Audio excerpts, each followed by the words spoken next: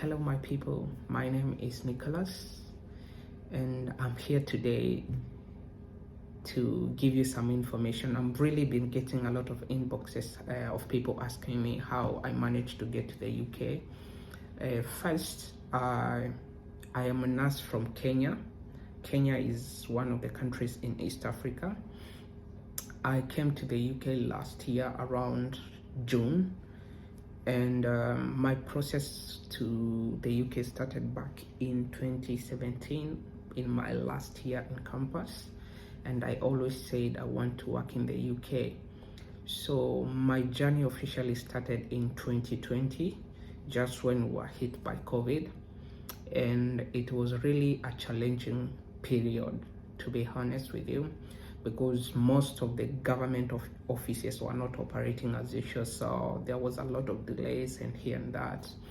So before I started, I did a lot of research to see if my country was eligible. I had to talk to some friends who are working over here to give me the right information and to start the process.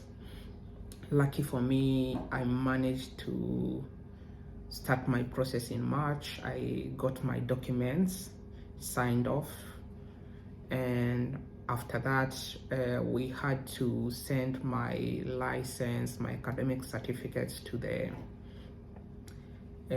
Nursing Council of Kenya. That is our nursing body in our country, and they verified it and they sent it to the NMC.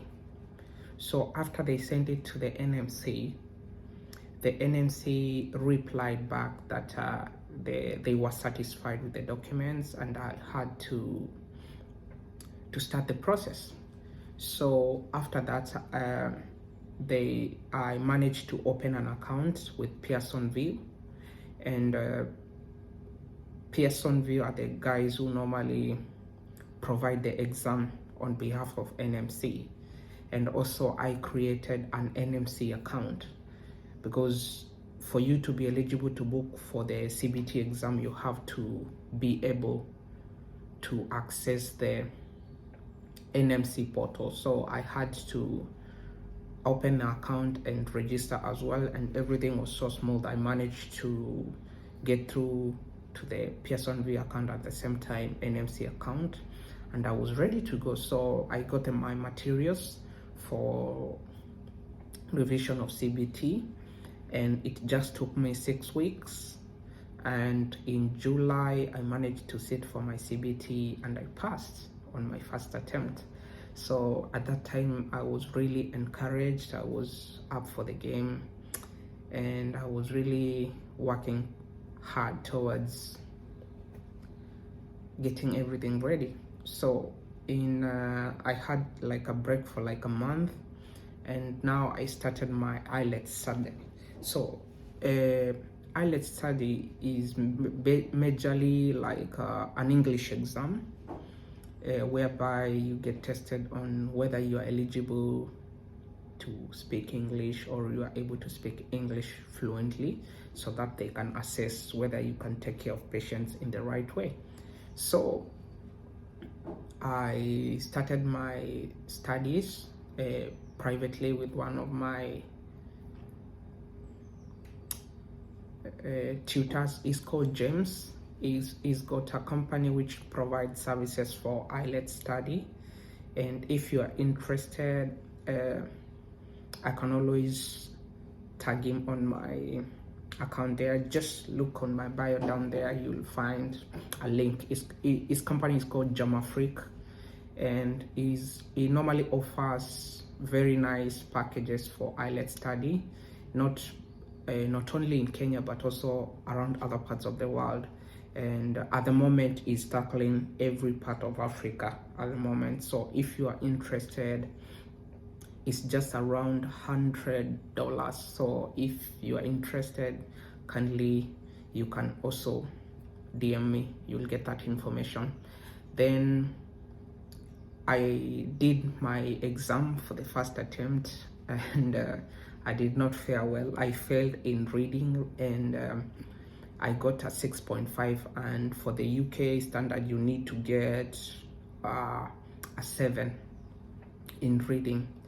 So I was so discouraged. I had to go back again for another 6 weeks, and I booked again in around October. I did again. I got a 6.5 in reading, and now I was so discouraged. So when I booked the third attempt towards Christmas, that is in 2020, my exam was cancelled because of the lockdown and abolition of all meetings which were happening back then. So we had to stop everything which was happening. So I had a break there, and now I got my leave. I had leave for last year and the current year over 40 days. So I took another 6 weeks from the Christmas holiday all the way to the around mid-Feb.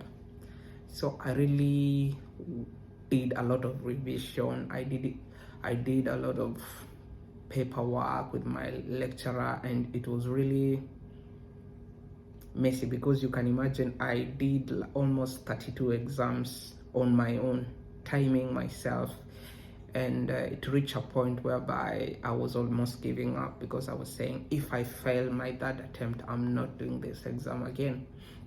So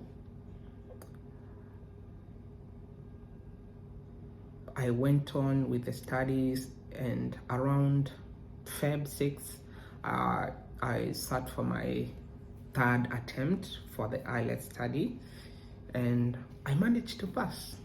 It was one of the happiest days ever in 2021 because I can remember very well, after I passed the exam, basically I shut down and I was just so happy, and everybody was asking me, what's up? And I was saying, yes, my journey to the UK is coming to the limelight, and I was so happy. So after that, we had to start the documentation process, and that is the most hectic part because at the first thing you normally do is documents compliance. And before you go to the document compliance, you have to find an agency. So at that time, I had an agency which I'm grateful for because they helped me. And one of my friends is called Joshua. He managed to source some few agencies here and there, and I managed to send my documents for verification. And when I sent my documents out, they managed to book some interviews for the nursing job. So I managed to do 4 interviews. I passed 3 and I failed 1. And now it became a challenge to choose which one to go, because I had 3 NHS hospitals and 1 private hospital. I failed 1 NHS hospital. I passed 2 for NHS and 1 for the private sector. And the private sector was really lucrative. I was getting over some amount, like good amount of money, but now I really had to get more information about the salary scale, because it was good, but at that point in time you just there confused, you don't know which way to go. Then I managed to get one of the nurses over here. He told me, okay, you need to start somewhere, don't get a lot, first come to the UK, settle down, get a salary which is good, and get the basics, get into the system. And when you're in the system, your bargaining power is really nice, and you'll find a lot of benefits in working for the government, that is the NHS, rather than the private sector. So I took around a week to make that decision, and I settled for Surrey and Sussex and NHS Trust, which I'm working for even up to now. And I'm really grateful for that opportunity because I've really grown in my career. So I chose the trust which I'm like I'm working for currently. Then after that, we had to start the process for the COS application, and the agency did everything for me. And after around 6 weeks, it came through, and I had to start my visa application process. And when everything went through, they sent me a link, and I filled everything, like my names, my biodata, and everything. And when it come to the like payment part, it was around $330. They sent me the bank details. I put them online, and I paid for my visa.